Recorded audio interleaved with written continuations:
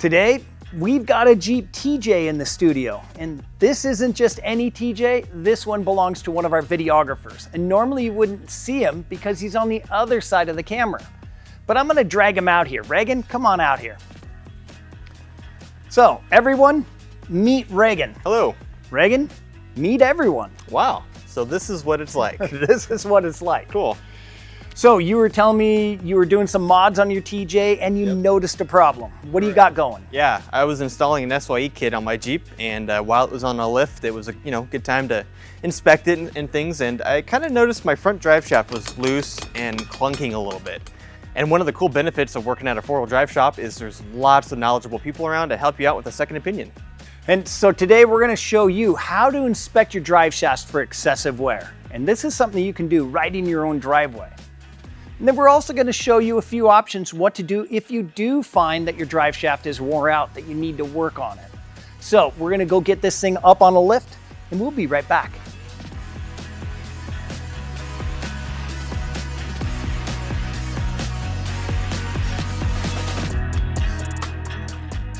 All right, so here we got our front drive shaft, and the first thing I'm gonna do is grab it right here in the center. This is where our slip yoke is. This moves in and out to adjust as your suspension moves, and you wanna wiggle it right there. And there's a little bit. You just wanna go up and down on it, and that's that splined end that goes inside. We want it nice and tight. This one's doable, but it has definitely got some wear to it.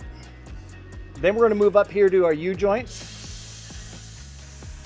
And you want to push up against the cross. And again, this one's a little loose, not horrible. And then we're going to spin it so our other cross is vertical. And that one's actually really pretty tight. Now, as we're doing it, we're also checking to see, do we have movement here to our yoke? That could tell us that maybe a pinion bearing's going bad, or even leaking oil right here. Now we're gonna go to the other end of the drive shaft, and we have our double cardan joint way the back up in there behind our skid plate. So now our hand comes up and we can start moving it up and down, and we're even gonna twist it. And look at the slop in that U-joint right there. You can see it move. Matter of fact, okay. So that center yoke is just sloppy as heck.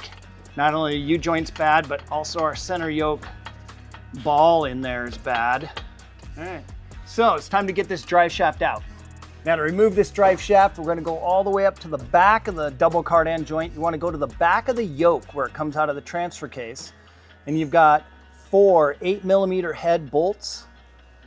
And we'll use a longer wrench to get in there just to break them loose.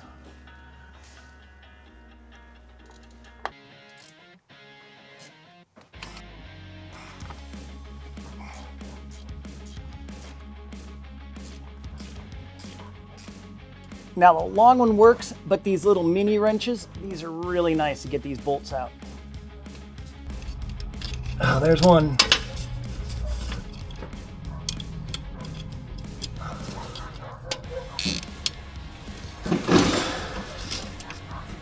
Okay, 3 down. All right, there's number 4. So now we're gonna come up here. Down at the axle end, we also have 4 bolts holding the U-joint in place, and they're also 8mm head or a 5/16. Okay, if you find them really tight, you can always grab a pry bar or a screwdriver and slide it in. There we go.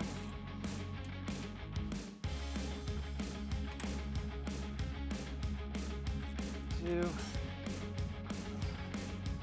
3.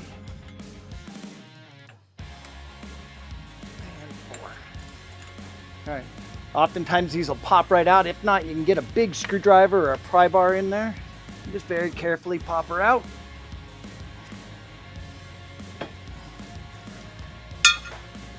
And there we go. Let's go get this on the bench.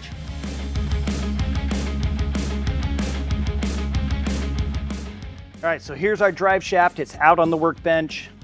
As I mentioned before, this one was fairly tight, but as I get down here, I'm trying to move it. This should spin free.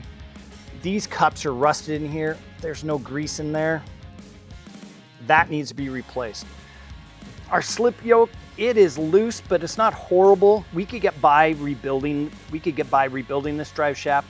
That slip yoke will probably give us a few more years life. As we get up here to our double cardan, and now the double cardan, this consists of 2 U-joints, and then you have a loaded ball cup assembly in the center. And this one's pretty bad. The joints are gone, and this, you can see how easy this flips around.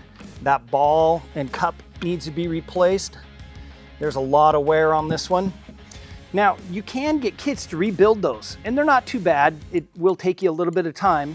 And depending on the kit, you're looking maybe $100 to $200 to replace it. Now, when we have one that needs to have the double cardan completely rebuilt, another U-joint, what we like to do is just replace this whole shaft.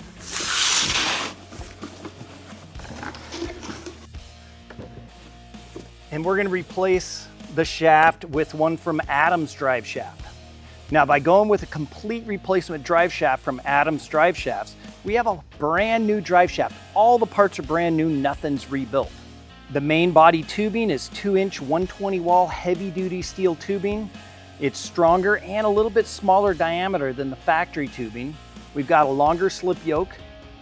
Of course, brand new U-joints, brand new double cardan joint. You look at this here, it's so much tighter, so much smoother. Now, right off the shelf, this drive shaft is good for up to 3 inches of lift, and even a little bit more. It all depends on how much of the slip yoke you want showing. The neat thing about Adam's Driveshaft is they will build you a drive shaft within a day or 2 and ship it right out to you. So no matter what your lift is, you can take a measurement from the yoke at the transfer case to the yoke at the pinion, and they will build you that drive shaft to that exact length for your lift and have it shipped out to you within a day to 2 days. Now, I know what you're thinking, all this information's great for a TJ, but what about a JK or even a JL JT? Well, they are similar, but different. Same, but different. Instead of a double cardan, we have a CV joint up there, and this one is toast. You can see the boot, the rubber in the boot's all tore up. There's a bunch of dirt down in there, and they'll start wearing out until they explode. And when they do, it's actually pretty spectacular.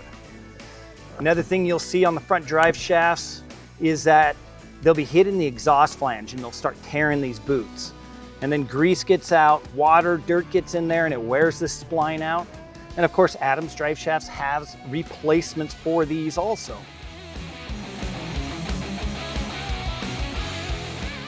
So we've got our drive shaft, and we're gonna load up the upper end first.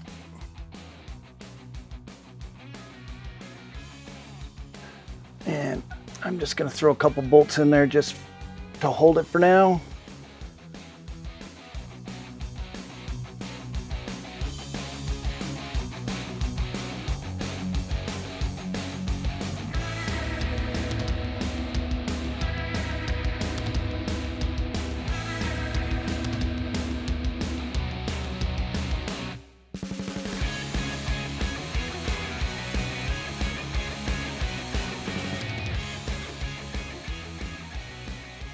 Now, one of the things you want to make sure you do is get the electrical tape off. And they put these on the U-joints to make sure that the caps don't fall out in shipping.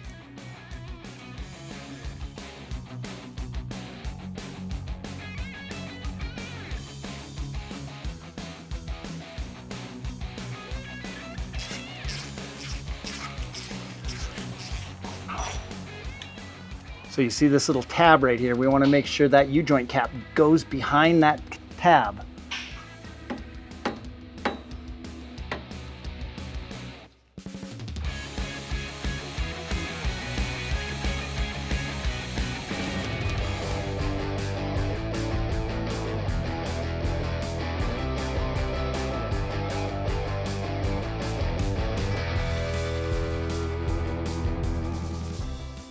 And bang, we're back in the studio. The TJ's here. It's got the brand new Adam's Driveshaft in it. And Reagan, what'd you think of that?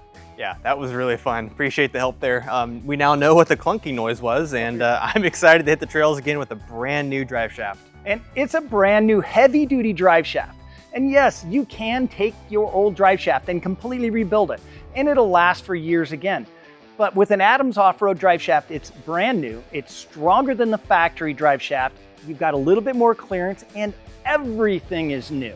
And as a bonus, with the right measurements, Adam's Driveshaft will build you a drive shaft that is perfect for your lift in your Jeep, and they'll have it out to you in just a couple days. So now that that's all said, Reagan, I think you need to take us out of here. Oh, okay then. You know what to do, right? Hit that subscribe button, thumbs up, whatever Tim tells you to do, and we'll see you in the next one, or I'll be behind the camera. You'll see Tim in the next one.